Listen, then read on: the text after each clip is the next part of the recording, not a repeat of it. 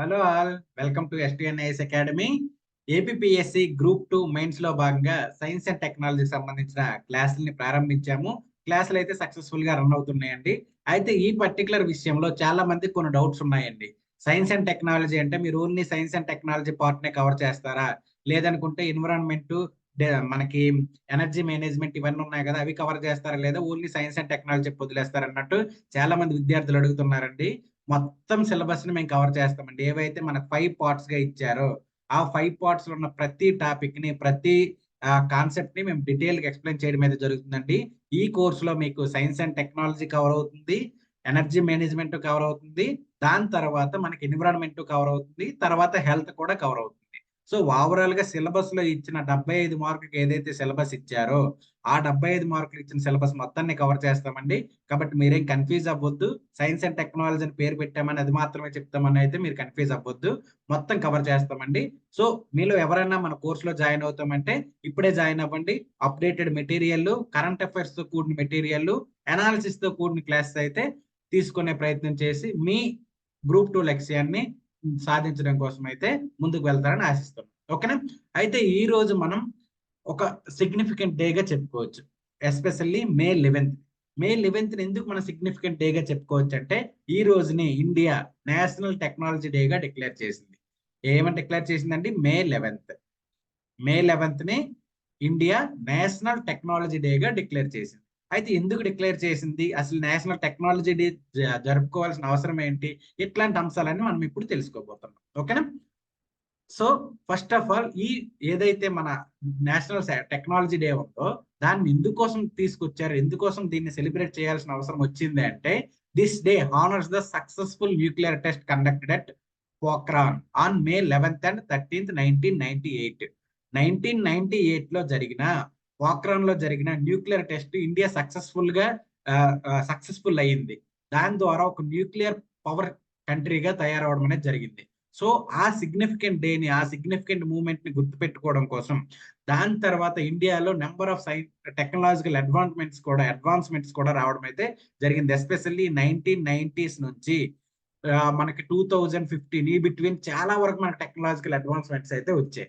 So ఈ particular ఏదైతే period ఉందో, లేదంటే ఈ పర్టికులర్ మూమెంట్ ఉందో, దీన్ని బేస్ చేసుకొని నేషనల్ టెక్నాలజీ డేని May 11th గా సెలబ్రేట్ చేయడం అనేది మనం తెలుసుకోవచ్చు, గుర్తుపెట్టుకోవాల్సిన అవసరం అయితే ఉంది. ఓకేనా? సో అక్కడ న్యూక్లియర్ టెస్ట్ జరిగిందంటే అది సక్సెస్ఫుల్ అవ్వడం ద్వారా మనకి ఈ నేషనల్ టెక్నాలజీ డే అయితే సెలబ్రేట్ చేస్తున్నారు.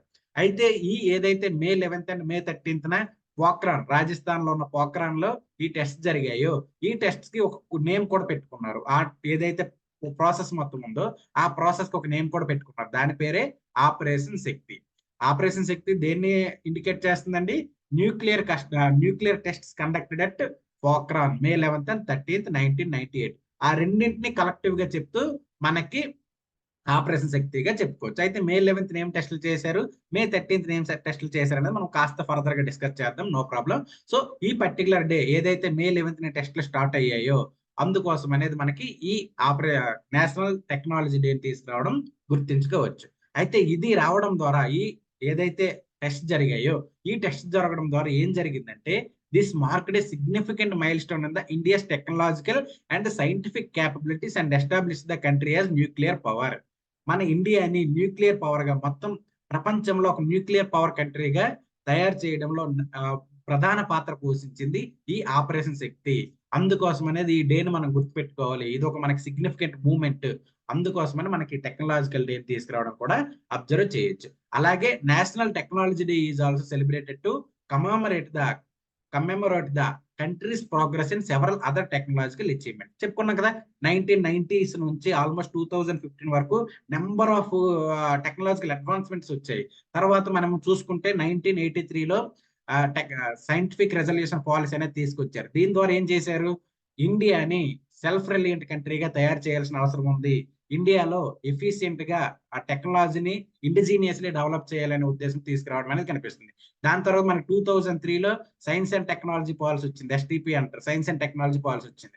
దీని ద్వారా ఏం చెప్పాలనుకున్నారు, R&D, రీసెర్చ్ అండ్ డెవలప్మెంట్ అనేది ఇన్వెస్ట్మెంట్ అందులో ఇంక్రీజ్ చేస్తూ రీసెర్చ్ అండ్ డెవలప్మెంట్ ఇంక్రీజ్ చేయాలనేది కనిపిస్తుంది. సో ఈ పర్టికులర్ పీరియడ్ ఏదైతే ఉందో ఈ పీరియడ్ ని మనం టెక్నాలజికల్ అడ్వాన్స్మెంట్ పీరియడ్ గా కూడా చెప్పుకోవచ్చు. ఓకేనా? సో దాని ద్వారా ఒక పర్టికులర్ డేని మనం సెలబ్రేట్ చేసుకోవాలనే ఉద్దేశంతో మే 11th ని నేషనల్ టెక్నాలజీ డేగా సెలబ్రేట్ చేసుకున్నారు. అయితే ఇప్పుడు మనకి ఎగ్జామ్ పాయింట్ ఆఫ్ వ్యూలో గుర్తుపెట్టుకోవాల్సింది ముఖ్యమైనది ఏంటంటే, ఈ 2024 నేషనల్ టెక్నాలజీ డే ఏదైతే ఈ రోజు మే 11th సెలబ్రేట్ చేసుకుంటున్నారో దానికి ఒక థీమ్ పెట్టారండి. ఆ థీమ్ ని బేస్ చేసుకొని ఈ రోజు సెలబ్రేట్ చేస్తూ ఈ 1 year ఆ పర్టికులర్ థీమ్ దాని ద్వారా అచీవ్ చేయాల్సిన టార్గెట్స్ ఏవైతే ఉన్నాయో దాన్ని అచీవ్ చేయాలని ఒక గోల్ గా పెట్టుకోవడం కూడా మనం అబ్జర్వ్ చేయొచ్చు. అయితే థీమ్ ఏంటంటే from schools to startups igniting young minds to innovate. Theme ఏంటండి? From schools to startups igniting young minds to innovates. So complete India youthful country అంటారు కదా. సో అందుకోసం ఎవరైతే యూత్ ఉన్నారో వాళ్ళని ఇన్నోవేట్ గా తయారు చేయాలి, టెక్నాలజికల్ గా స్కిల్డ్ పర్సన్స్ గా తయారు చేయాలి అనేది ప్రధానమైన థీమ్ గా మనం చెప్పుకోవచ్చు. సో స్కూల్ నుంచి స్టార్ట్అప్స్ వరకు igniting young minds to innovate. ఓకేనా? ఇది దీనికి సంబంధించిన థీమ్ అండి. అయితే ఇక్కడ ఆపరేషన్ శక్తి అని చెప్పుకున్నాం కదా. ఈ ఆపరేషన్ శక్తి ఏంటి, ఎందుకు సెలబ్రేట్ చేశారు, ఆ టైంలో ఆ టెస్ట్స్ ఎందుకు చేయాల్సి వచ్చింది, ఈ బ్యాక్గ్రౌండ్ అనేది మనం చూద్దాం. ఓకేనా? సో ఆపరేషన్ శక్తి అనేది మే 11th స్టార్ట్ అయిందండి. May 11th 1998 India conducted a series of underground nuclear test at the Pokhran test range in Thar desert Rajasthan. ఇక్కడ ఆర్మీ బేస్ ఉంటుందండి. పోఖ్రాన్ లో ఆర్మీ బేస్ ఉంటుందండి. ఈ ఆర్మీ బేస్ లో మన ఇండియన్ గవర్నమెంట్ లేదంటే ఇండియన్ డిఫెన్స్ విభాగం ఏదైతే ఉందో అది అండర్ గ్రౌండ్ న్యూక్లియర్ టెస్ట్ అయితే చేసిందండి. ఎందుకు ఈ న్యూక్లియర్ టెస్ట్ చేయాల్సి వచ్చిందంటే, మనం అప్పటికే చైనాతో వార్లోకి వెళ్ళాము, పాకిస్తాన్ తో వార్లోకి వెళ్ళాము. ఇదే టైంలో చూస్తే మనకు 1999 లో కార్గిల్ వార్ జరిగింది.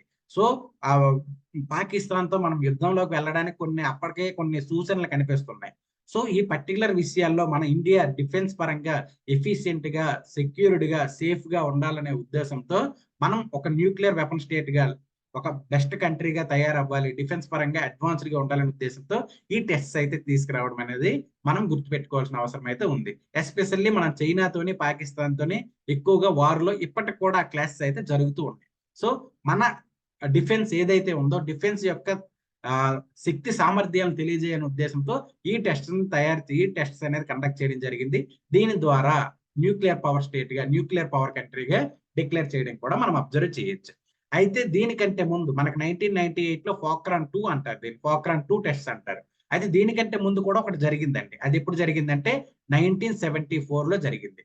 అయితే దీనికే ఒక కోడ్ నేమ్ కూడా పెట్టుకున్నారు. అదేంటంటే స్మైలింగ్ బుద్ధ అనేది మనకి code name. First nuclear test అన్నమాట. ఇండియాలో జరిగిన న్యూక్లియర్ టెస్ట్ పోఖ్రాన్ లో కూడా పోఖ్రాన్ రాజస్థాన్ లోనే జరిగాయి. ఇవి ఇప్పుడు జరిగాయి అంటే 18th మే 1974. ఓకేనా? ఈ రోజు జరిగాయి. అయితే ఇక్కడ స్మైలింగ్ బుద్ధ అనే టైటిల్ ఎందుకు పెట్టారంటే మనకి 2 కారణాలు ఉన్నాయి. ఒకటి ఏంటంటే ఇండియా ఏదైతే న్యూక్లియర్ టెస్ట్ చేస్తుందో అవి చేస్తుంది ఎందుకోసం అంటే పీస్ఫుల్ న్యూక్లియర్ ఎక్స్ప్లోజివ్. ఈ టెస్ట్ ఏంటంటే పీస్ఫుల్ న్యూక్లియర్ ఎక్స్ప్లోజివ్. అంతే తప్పితే కానీ మేము ఇది గొడవల కోసమో యుద్ధం కోసమో తయారు చేయట్లేదు, మా దగ్గర ఉన్న శక్తి సామర్థ్యాలను తెలియజేయడం కోసం తయారు చేస్తాం అనేది పీస్ఫుల్ అనే పాయింట్ ఆఫ్ వ్యూ ఒకటి కనిపిస్తుంది. సెకండ్ వచ్చేసరికి 18th మే ఏదైతే ఉందో ఆ రోజు మనకి బుద్ధ జయంతిగా కూడా ఆ రోజు సెలబ్రేట్ చేశారు. సో ఈ 2 పాయింట్ ఆఫ్ వ్యూలో ఒక పీస్ఫుల్ గా ఉండాలనే ఉద్దేశంతో స్మైలింగ్ బుద్ధ అని దీనికి కోడ్ నేమ్ అయితే పెట్టారు. ఇది మొట్టమొదటి పోఖ్రాన్ టెస్ట్ లేదంటే న్యూక్లియర్ టెస్ట్ గా చెప్పుకోవచ్చు. దీంతో పాటుగా మనకి మొట్టమొదటి టెస్ట్ జరిగింది కదా, దీంతో మనకి ఇంకో సిగ్నిఫికెంట్ మూమెంట్ కూడా ఉంది. ఏవైతే P5 కంట్రీ, పర్మనెంట్ 5 కంట్రీస్ అంటారు కదా, యునైటెడ్ నేషన్స్ లో పర్మనెంట్ 5 కంట్రీస్ ఉంటాయి కదా, ఆ పర్మనెంట్ 5 కంట్రీస్ అందరి దగ్గర న్యూక్లియర్ పవర్ ఉందండి. న్యూక్లియర్ పవర్ కంట్రీస్ అవన్నీ. వాటితో పాటుగా 6th కంట్రీగా ఇండియా వచ్చేసరికి ఈ 1974 లో చేసిన టెస్ట్స్ తో ఇండియా ఒక సిగ్నిఫికెంట్ న్యూక్లియర్ పవర్ కంట్రీగా కూడా కనిపించింది. కాకపోతే అక్కడికి వచ్చేసరికి చాలా తక్కువ టెక్నాలజికల్ అడ్వాన్స్మెంట్, సెకండ్ వచ్చేసరికి ఇండిజినియస్ కూడా కొంత తక్కువ ఉండడం ద్వారా దానికి అంత ఇంపార్టెన్స్ లేదు. కాకపోతే స్మైలింగ్ బుద్ధ అనేది న్యూక్లియర్ టెస్ట్స్ అనేది ఇండియాలో ప్రారంభం అవడానికి ఒక పునాది లాగా మనం చెప్పుకోవచ్చు. ఓకేనా? ఇది బేసిక్ గా దానికి సంబంధించిన స్మైలింగ్ బుద్ధకి సంబంధించిన ఇన్ఫర్మేషన్ అండి. ఇప్పుడు మనం ఈ ఆపరేషన్ శక్తి గురించి మాట్లాడుకుందాం. ఈ ఆపరేషన్ శక్తి ఏం జరిగిందంటే మే 11th అండర్ గ్రౌండ్ లో 2 టెస్ట్లు అయితే ఓవరాల్ గా 3 టెస్ట్స్ అయితే చేయడం జరిగింది. ఏది మే 11th అందులో ఒకటి వచ్చేసరికి 1 ఫ్యూజన్ న్యూక్లియర్ బాంబ్ టెస్ట్, ఇంకొకటి 2 వచ్చేసరికి 2 ఫ్యూజన్ న్యూక్లియర్ బాంబ్ టెస్ట్. అయితే ఇక్కడ ఫ్యూజన్ అనేవి ఏంటంటే న్యూక్లియర్ ఎనర్జీ క్రియేట్ చేయడానికి తీసుకొచ్చిన ప్రాసెస్లుగా చెప్పుకోవచ్చు. ఫ్యూజన్ అంటే ఏంటంటే అండి ఇప్పుడు 2 అటామిక్ న్యూక్లియస్ ఉంటాయి. ఏవైతే 2 అటామిక్ న్యూక్లియస్ ఉన్నాయో ఈ 2 అటామిక్ న్యూక్లియస్ వచ్చి ఒక పెద్ద అటామిక్ న్యూక్లియగా ఫార్మేషన్ జరగడానికి మనకి న్యూక్లియర్ ఫ్యూజన్ అంటారు. సో ఈ 2 అటామిక్ న్యూక్లియస్ కలిసి ఒక పెద్ద అటామిక్ న్యూక్లియగా మారినప్పుడు మనకి ఎనర్జీ రిలీజ్ అవుతుంది. ఆ ఎనర్జీని న్యూక్లియర్ ఎనర్జీగా చెప్పుకుంటాం. ఆ ఎనర్జీని యూజ్ చేసి అటు బాంబ్స్ తయారు చేయడం కానీ ఎలక్ట్రిసిటీ జనరేట్ చేయడం కానీ కనిపిస్తుంది. అలాగే ఫిజన్. ఫిజన్ అంటే ఏంటంటే ఒక పెద్ద అటామిక్ న్యూక్లియర్ ఉంటుంది. ఈ అటామిక్ న్యూక్లియర్ 2గా డివైడ్ అవ్వడం, 2 స్మాల్ అటామిక్ న్యూక్లియస్ గా డివైడ్ అవ్వడం. ఓకేనా? పెద్దది 2గా డివైడ్ అయితే దాన్ని న్యూక్లియర్ ఫ్యూజన్ అంటారు. 2 చిన్నవి ఒక పెద్ద అటామిక్ న్యూక్లియర్ గా ఫార్మేషన్ జరిగి దాన్ని ఫ్యూజన్ అంటారు. ఓకేనా? ఇది బేసిక్ గా డిఫరెన్స్. సో ఇది కలిసేటప్పుడు కానీ స్ప్లిట్టింగ్ అయ్యేటప్పుడు కానీ మెర్జింగ్ అయ్యేటప్పుడు కానీ మనకి ఎనర్జీ జనరేట్ అవుతుంది. ఆ ఎనర్జీని ఉపయోగించుకొనే ఎలక్ట్రిసిటీ కానీ బాంబ్స్ తయారు చేయడం కానీ మనం చేయడం అనేది జరుగుతుంది. ఓకేనా? సో మే 11th 3 టెస్ట్ జరిగాయి. ఒకటి ఫ్యూజన్ బాంబ్ టెస్ట్ జరిగింది, 2 ఫ్యూజన్ బాంబ్స్ టెస్ట్ అయితే జరిగాయి. ఓకేనా? అలాగే మే 13th 2 ఫర్దర్ ఫ్యూజన్ బాంబ్స్ అనేవి టెస్ట్ చేయడం జరిగిందండి. ఓవరాల్ గా ఈ ఆపరేషన్ శక్తి కింద 5 న్యూక్లియర్ బాంబ్స్ అయితే టెస్ట్ చేయడం జరిగిందండి. అందులో 4 ఫ్యూజన్ బాంబ్స్, 1 ఫ్యూజన్ బాంబ్. ఓకేనా? ఇది జాగ్రత్తగా మీరు గుర్తుపెట్టుకోవాల్సిన అవసరం ఉంది. అయితే ఈ పర్టికులర్ ఆపరేషన్ శక్తి జరిగినప్పుడు ఎవరు ప్రైమ్ మినిస్టర్ అంటే అటల్ బిహారీ వాజ్పేయి గారు మనకి ప్రైమ్ మినిస్టర్ గా ఉన్నారు. అటల్ బిహారీ వాజ్పేయి గారు మనకి ప్రైమ్ మినిస్టర్ గా ఉన్నారు. ఓకేనా? అయితే మనకి స్మైలింగ్ బుద్ధ చెప్పాను కదా, మరి స్మైలింగ్ బుద్ధ టైం అప్పుడు మనకి అది 1974 లో ఎవరు ప్రైమ్ మినిస్టర్ అంటే ఇందిరాగాంధీ గారు అప్పుడు ప్రైమ్ మినిస్టర్. అంటే ఇది కూడా మీరు కొంత గుర్తుపెట్టుకోవాల్సిన అవసరం ఉంటుంది. ఇందిరాగాంధీ గారు ప్రైమ్ మినిస్టర్ అప్పట్లో. ఓకేనా? అయితే ఆపరేషన్ శక్తికి మనకి ప్రాజెక్ట్ చీఫ్ కోఆర్డినేటర్స్ గా కూడా ఉన్నారు. ప్రాజెక్ట్ చీఫ్ కోఆర్డినేటర్స్ కూడా ఉన్నారు. ఈ పర్టికులర్ ఏదైతే టెస్ట్స్ ఉన్నాయో ఆ టెస్ట్స్ కండక్ట్ చేయడానికి మన కోఆర్డినేటర్స్ గా కూడా ఇద్దరు ఉన్నారు అనమాట. అందులో famous person doctor APJ Abdul Kalam గారు. ఏపీజే అబ్దుల్ కలాం గారు. ఓకేనా? అలాగే ఇంకొకరు ఎవరంటే డాక్టర్ చిదంబరం గారు. చిదంబరం గారు. చిదంబరం గారు. ఓకేనా? వీళ్ళిద్దరూ ఈ పర్టికులర్ ఆపరేషన్ శక్తి టెస్ట్ కి ప్రాజెక్ట్ కోఆర్డినేటర్స్ గా ఉండి ఈ పర్టికులర్ 5 బాంబ్స్ ఏవైతే ఉన్నాయో వాటిని టెస్ట్ చేసి ఇండియాని సక్సెస్ఫుల్ గా ఇండిజీనియస్లీ డెవలప్ చేసిన న్యూక్లియర్ టెక్నాలజీలో ఒక అడ్వాన్స్డ్ కంట్రీగా తయారు చేస్తూ ఓవరాల్ గా ఇండియాని ఒక న్యూక్లియర్ స్టేట్ గా తీసుకురావడం అనేది ఈ ఆపరేషన్ శక్తి ఒక సిగ్నిఫికెంట్ మార్కు, సిగ్నిఫికెంట్ అచీవ్మెంట్ గా చెప్పుకోవచ్చు. సో అంత సిగ్నిఫికెన్స్ ఉంది ఒక డిఫెన్స్ పరంగా, సెక్యూరిటీ పరంగా ఇండియాకి అంత పేరు తెచ్చింది కాబట్టి ఈ ఆపరేషన్ శక్తి స్టార్ట్ అయిన డేని మే 11th నేషనల్ టెక్నాలజీ డేగా సెలబ్రేట్ చేసుకోవడం మనం చూడొచ్చు. అయితే ఈ ఆపరేషన్ శక్తి ద్వారా ఇండియా ఏ విధమైన సిగ్నిఫికెంట్ అచీవ్మెంట్ సాధించడంతో కూడా చెప్పుకున్నాం. ఒకటి ఆపరేషన్ శక్తి జరిగిన తర్వాత ఏమైందంటే చాలా కంట్రీస్ మనల్ని బ్యాన్ చేసాయి అనమాట, రిస్ట్రిక్ట్ చేశాయి, అంటే వ్యతిరేకించాయి. అందులో మొట్టమొదటిది యుఎస్ఏ, తర్వాత జపాన్, ఇలా ఏవైతే మేజర్ కంట్రీస్ ఉన్నాయో వీళ్ళందరూ మనల్ని వ్యతిరేకించారు. దాంతో పాటు యుఎన్ సెక్రటరీ జనరల్ కూడా మనం చేసిన టెస్టింగ్ వ్యతిరేకించాడు. కాబట్టి ఓవరాల్ గా మన మీద రిస్ట్రిక్షన్స్ పెట్టడం కూడా అబ్జర్వ్ చేయొచ్చు. బట్ ఎంతమంది రిస్ట్రిక్షన్స్ పెట్టినా మనం సిగ్నిఫికెంట్ గా అచీవ్మెంట్ అయితే సాధించడం అనేది కనిపిస్తుంది. సో ఏంటి ఆ సిగ్నిఫికెన్స్ వచ్చింది, ఏది ఆ టెక్నాలజికల్ అచీవ్మెంట్స్ వచ్చిందో కూడా ఒకసారి చూద్దాం. Indigenously development. ఈ ఆపరేషన్ శక్తి ఏదైతే ఉందో అప్పటి వరకు మనం వెపన్స్ గురించి వేరే కంట్రీస్, ఎస్పెషల్లీ రష్యా మీద, వేరే కంట్రీస్ మీద మనం డిపెండ్ అయ్యే పరిస్థితి ఉంది. బట్ ఈ ఆపరేషన్ శక్తి కంప్లీట్లీ ఇండిజీనియస్లీ డెవలప్డ్ టెక్నాలజీ కాబట్టి ఇండిజీనియస్ గా వెపన్స్ తయారు చేయగలిగే క్యాపబిలిటీ తీసుకురావడం అనేది మనకు కనిపిస్తుంది ఇక్కడ. దాంతో పాటుగా న్యూక్లియర్ వెపనైజేషన్. అంతకు ముందు వరకు కొన్ని పర్టికులర్ కంట్రీస్ దగ్గర మాత్రమే న్యూక్లియర్ వెపన్స్ ఉన్నాయి, ఇండియా దగ్గర లేవు. అందువలన ఏంటంటే వేరే కంట్రీ మన మీద దాడి చేసే పరిస్థితి ఉంది, మనం వాళ్ళని ఎదుర్కొనే పరిస్థితి చాలా తక్కువ అవకాశాలు ఉన్నాయి. ఇప్పుడు పాకిస్తాన్ ఉంది, పాకిస్తాన్ ప్లస్ చైనా అయిపోతున్నాయి. చైనా దగ్గర ఆల్రెడీ న్యూక్లియర్ వెపన్స్ ఉన్నాయి. సో వాళ్ళిద్దరూ కలిసి మన మీద దాడి చేస్తే మనం ఇబ్బంది పడే పరిస్థితి ఉంది. కాబట్టి మనము న్యూక్లియర్ వెపన్ స్టేట్ గా తయారవ్వాలి, న్యూక్లియర్ వెపన్స్ మన దగ్గర ఉండాలనే ఉద్దేశంతో తయారు చేశారు. ఒక న్యూక్లియర్ వెపన్ స్టేట్ గా ఇండియా క్రియేట్ అవడం కూడా కనిపిస్తుంది. ఇది ఒక సిగ్నిఫికెంట్ అచీవ్మెంట్ గా మనం చెప్పుకోవచ్చు. అలాగే అడ్వాన్స్డ్ సైంటిఫిక్ రీసెర్చ్. ఇక్కడ మనకు బాంబ్స్ పరంగానే కాదండి, న్యూక్లియర్ బాంబ్స్ పరంగానే కాదండి, న్యూక్లియర్ ఎనర్జీని యూజ్ చేసి ఎలక్ట్రిసిటీని జనరేట్ చేయడంలో కూడా ఇది ఒక సిగ్నిఫికెంట్ అచీవ్మెంట్ గా కూడా చెప్పుకోవచ్చు. అంటే అడ్వాన్స్డ్ సైంటిఫిక్ రీసెర్చ్ అనేది ఇక్కడ నుంచి ప్రారంభమైంది, ఎస్పెషల్లీ ఈ న్యూక్లియర్ టెక్నాలజీ విషయంలో. ఓకేనా? దాంతో పాటుగా టెక్నాలజికల్ ఇన్నోవేషన్స్ చెప్పుకున్నాం కదా. ఇప్పుడు ఎలక్ట్రిసిటీ, బాంబ్స్ విషయంలో న్యూక్లియర్ ఎనర్జీని ఉపయోగించి ఎన్ని విధాలుగా మనం టెక్నాలజికల్ గా ముందుకు వెళ్ళొచ్చు అనే ఉద్దేశంతో డిఫరెంట్ ఇన్నోవేషన్స్ కూడా తీసుకురావడం అనేది ఈ పర్టికులర్ ఆపరేషన్ శక్తి ద్వారా జరగడం అనేది జరుగుతుంది. దాంతో పాటుగా సీక్రెసీ అండ్ సెక్యూరిటీ. ఈ ఆపరేషన్ శక్తి ఏదైతే ఉందో అది చాలా సీక్రెట్ గా, అంటే ఇప్పుడు దానికి సంబంధించిన ఏదైతే ఫార్ములాస్ ఉంది, న్యూక్లియర్ బాంబే తయారు చేశారు. ఆ న్యూక్లియర్ బాంబ్ కి XYZ అనే ఒక ఫార్ములా ఉంది. ఆ ఫార్ములా వేరే కంట్రీస్ కి లీక్ అవ్వకుండా చాలా సీక్రెట్ గా మెయింటైన్ చేశారు. మెయింటైన్ చేసి దాన్ని సక్సెస్ఫుల్ గా రన్ చేశారు. సో సీక్రెసీని మెయింటైన్ చేశారు. అట్ ద సేమ్ టైం సెక్యూరిటీని కూడా కాపాడుకునే, అంటే ఇండియాని వేరే కంట్రీస్ నుంచి, వేరే థ్రెట్స్ నుంచి సెక్యూరిటీ స్టేట్ గా తయారు చేయడానికి ఈ ఏదైతే పర్టికులర్ ఆపరేషన్ ఉందో, ఆపరేషన్ శక్తి ఉందో, ఒక సిగ్నిఫికెంట్ అచీవ్మెంట్ గా మనం చెప్పుకోవచ్చు. ఈ పర్టికులర్ విషయాల్లో ఇండియా ఎస్పెషల్లీ ఆపరేషన్ శక్తి ద్వారా ఇండిజీనియస్లీ డెవలప్డ్ న్యూక్లియర్ బాంబ్స్ తయారు చేయడంలో ఆ సిగ్నిఫికెంట్ అచీవ్మెంట్ సాధించింది అనేది అయితే మనం చెప్పుకోవచ్చు. అయితే ఇక్కడ నేను చెప్పాను కదా ఏమని, మనం ఈ పర్టికులర్ ఆపరేషన్ శక్తి అయితే ఏదైతే చేసామో, చేసినప్పుడు మనల్ని చాలా కంట్రీస్ వ్యతిరేకించాయి. Even though United Nations organisations కూడా మనల్ని వ్యతిరేకించింది అని చెప్పాం కదా. సో ఇప్పుడు మనం ఈ బాంబ్స్ ఏవైతే చేసామో, ఇది మనల్ని, మన డిఫెన్స్ ని షోకేస్ చేయడానికి, అంటే మా దగ్గర కూడా సత్తా ఉంది, మేము కూడా క్యాపబుల్, సో మా కంట్రీ పైన దాడి చేయాలి, మా కంట్రీ మీద మీరు యుద్ధానికి రావాలంటే బీ కేర్ఫుల్, మా దగ్గర వెపన్స్ ఉన్నాయి, మేము కూడా అడ్వాన్స్డ్ గా సైంటిఫికల్లీ అడ్వాన్స్డ్ గా ఉన్నాము, సో బీ కేర్ఫుల్, మా మీద దాడి చేసే ముందు మా దగ్గర ఏముందో ఆలోచించుకుని రండి అన్ను షోకేస్ చేయడానికి ఎస్పెషల్లీ ఈ ఆపరేషన్ అనేది కనిపిస్తుంది.